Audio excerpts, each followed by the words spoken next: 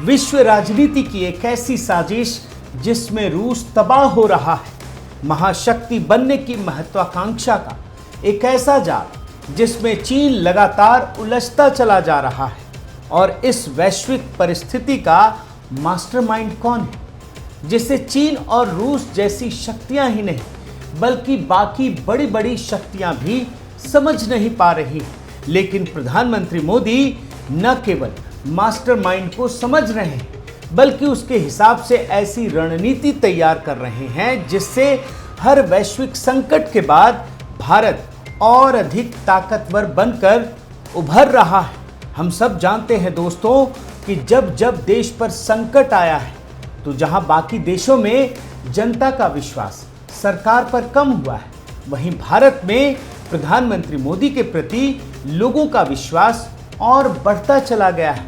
और बात सिर्फ भारत की नहीं है बल्कि जब भी दुनिया में कोई बड़ा संकट आया है तब भी ये पूरा का पूरा विश्व प्रधानमंत्री मोदी की तरफ आशा भरी नजरों से देख रहा है। और इसका फायदा भी भारत को इस मजबूत नेतृत्व की वजह से लगातार मिल रहा है।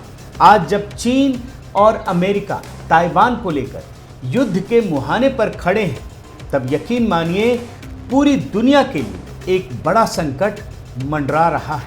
लेकिन भारत के लिए कुछ नए और बड़े अवसर तैयार हो रहे हैं। आज इस वीडियो में इन्हीं कड़ियों को जोड़ने की कोशिश करूंगा और ये दिखाऊंगा कि कैसे मोदी नीति की वजह से भारत विश्व गुरु बनने की राह पर बढ़ चला है।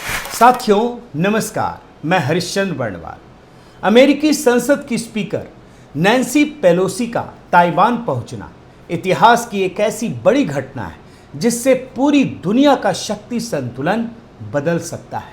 ताइवान को लेकर अमेरिका और चीन एक ऐसे छोर पर खड़े हैं जहां चिंगारी मात्र से एक विनाशक युद्ध के छिड़ जाने की आशंका है। दोनों महाशक्तियों ने पूरी तैयारी कर रखी है। आप रिपोर्ट देखिए, और तैयारी नहीं बल्कि एक कदम आगे बढ़ा दिया है।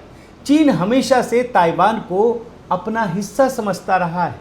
वन चाइना पॉलिसी के तहत वो यूक्रेन रूस युद्ध के समय से ताइवान पर कब्जे की योजना बना रहा था।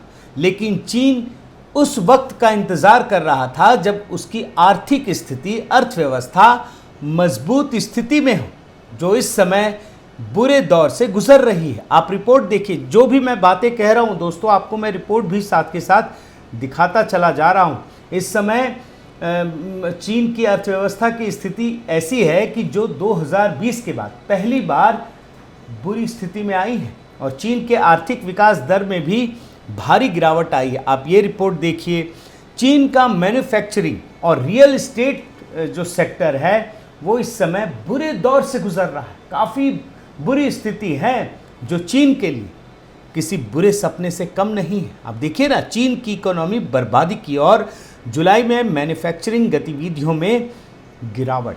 और सिर्फ मैन्युफैक्चरिंग की बात नहीं है, प्रॉपर्टी क्राइसिस की वजह से चीनी बैंकों को 350 बिलियन डॉलर का नुकसान हुआ है।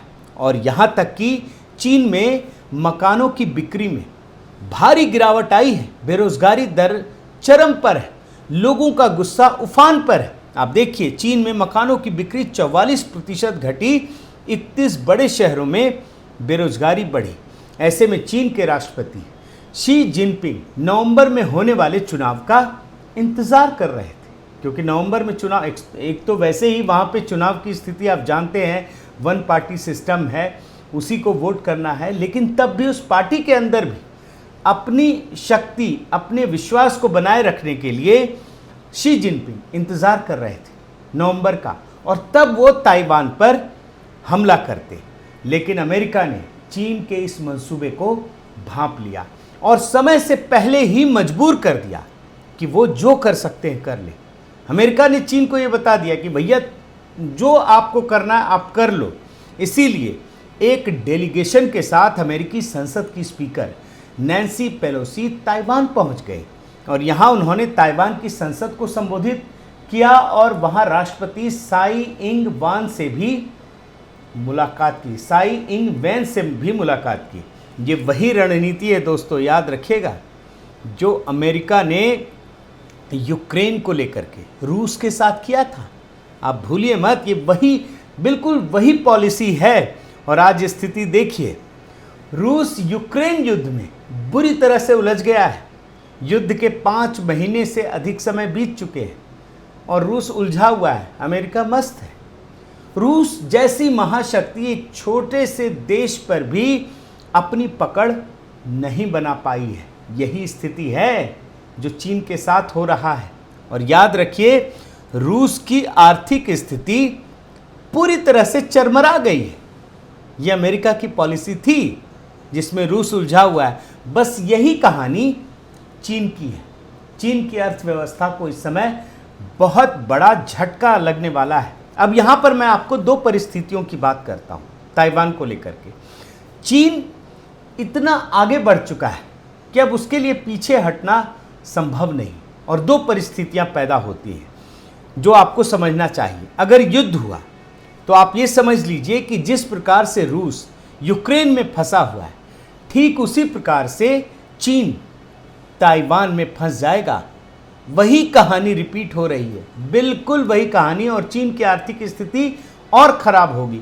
और अगर युद्ध नहीं हुआ तब भी चीन ने महाशक्ति बनने का जो ढोल पीट रखा है ना, उसका एहसास पूरी दुनिया को कराना है, उसकी हवा निकल जाएगी। अमेरिका ये एहसास कराना चाहता है कि जो आप महाशक्ति बनने का ढोल पीटते हो ना मेरे सामने, पूरी दुनिया के सामने, वो खुली आंखों से दिखना भी चाहिए कि आप क्या हैं, क्या आपकी स्थिति बची है।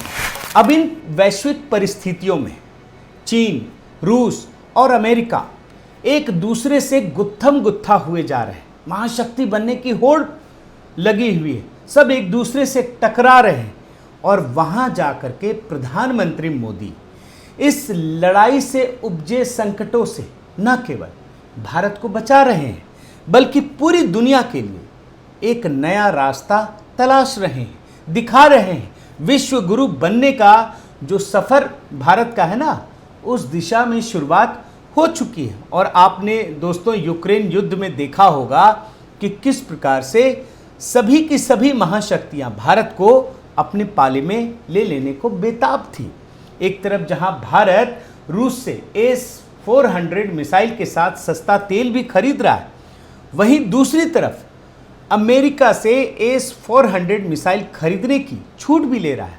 क्या आप सोच सकते हैं कि सिर्फ भारत के लिए, भारत के हितों के लिए अमेरिकी संसद एक ऐसा कानून पास करे जिसमें भारत को इतनी बड़ी छूट दे दे कि हाँ भैया आप मिसाइल खरीद लो, वो भी दुश्मन देश से। आज सारी महाशक्तियाँ भले ही दोस्तों आपस में लड़ रही हों, लेकिन वो भारत से अच्छे रिश्ते बनाकर रखना चाहती है। और ऐसा क्यों? क्योंकि वो भारत के सामर्थ्य और शक्ति को बहुत अच्छे से समझती हैं। वो जानती हैं कि संकट के समय भारत ही मददगार साबित हो सकता है। आप भूले नहीं होंगे कि कोरोना के समय में जब मेडिसिन की ज़रूरत हुई तो भारत ही आगे बढ़कर आया। 150 देशों से अधिक को मेडिसिन की सप्लाई की। अमेरिका, ब्राज़ील, आप भूले नहीं होंगे, अमेरिका के राष्ट्रपति को दवाइयाँ मांगनी पड़ी थी। ब्राज़ील के राष्ट्रपति ने तो हनुमान जी से तुलना कर दी थी। और वही हाल जब कोरोना वैक्सीन को विकसित किया गया, वैक्सीन की ज़रूरत महसूस हुई, तब भी पूरी दुनिया के सामने भारत ही नज़र आया जो खुले दिल से लोगों को वैक्सीन मुहैया करा रहा था। अब चीन के हालात पर भी एक नज़र डाल लीजिए, जो आज़ादी के बाद से ही भारत की सीमाओं पर बुरी नीयत रखता रहा। वो न सिर्फ एक खुद बड़ा खतरा बनकर सामने आया, बल्कि भारत के पड़ोसी देशों को भी भारत के खिलाफ ही खड़ा करने की रणनीति बनाई। लेकिन आज क्या स्थिति है ये भी देख लीजिए। जो पाकिस्तान चीन के भरोसे उछल रहा था और चीन ने उसकी भरपूर मदद की, आज उसी चीन ने पाकिस्तान को अलग थलग छोड़ दिया है। और आज स्थिति ये है कि पाकिस्तान के सेनाध्यक्ष को अमेरिकी राष्ट्रपति से भीख मांगनी पड़ रही है। मतलब वहाँ जो लोकतंत्र से जीते हुए प्रधानमंत्री राष्ट्रपति हैं, उसकी बात ही ख़त्म हो गई, उसकी क्रेडिबिलिटी ख़त्म हो गई है, ये बताना चाह रहा हूँ। और चीन ने पाकिस्तान ही नहीं, श्रीलंका को भी मटियामेट कर दिया है। ये देख लीजिए रिपोर्ट। और जब चीन की स्थिति खुद की खराब है तो वो क्या किसी की मदद करेगा। आज स्थिति ये है दोस्तों कि चीन पाकिस्तान के मुद्दे पर भारत की बात को भी अनसुना नहीं कर सकता और इसीलिए पाकिस्तान को उसने ब्रिक्स से दूर रखा है। लेकिन भारत की बात कीजिए तो भारत अपने साथियों को कभी नहीं छोड़ता है। भारत श्रीलंका के साथ हर अंतर्राष्ट्रीय मंच पर खड़ा है।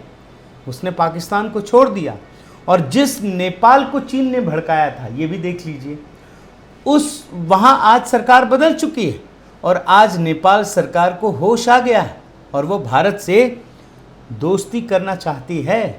तो कैसे पूरी परिस्थितियां, जो वैश्विक परिस्थितियां हैं, वो बदल रही हैं, ये आप समझने की कोशिश कीजिए।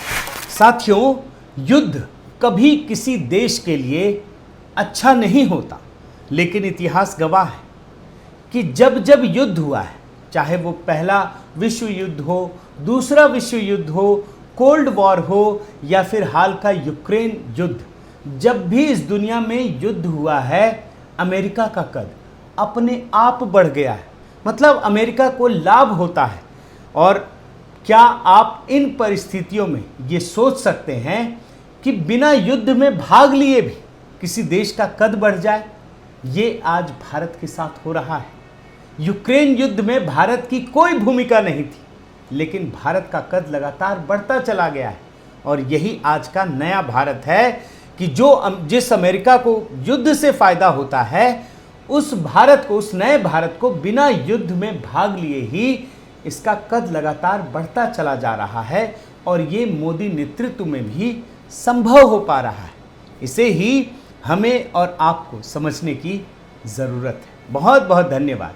आपसे गुजारिश है कि आप मेरे इस चैनल को ज़रूर सब्सक्राइब कीजिए, लाइक कीजिए, शेयर कीजिए, कमेंट कीजिए और इस बेल आइकन को प्रेस करना मत भूलिएगा। आपकी प्रतिक्रियाओं का भी इंतज़ार रहेगा दोस्तों। आप जो लिखते हैं उसे मैं देखने की कोशिश करता हूँ, उसका जवाब भी देने की कोशिश करता हूँ और आपकी जो प्रतिक्रिया होती है उसे इम्प्लीमेंट करने की भी कोशिश करता हूँ। बहुत बहुत धन्यवाद। नमस्कार।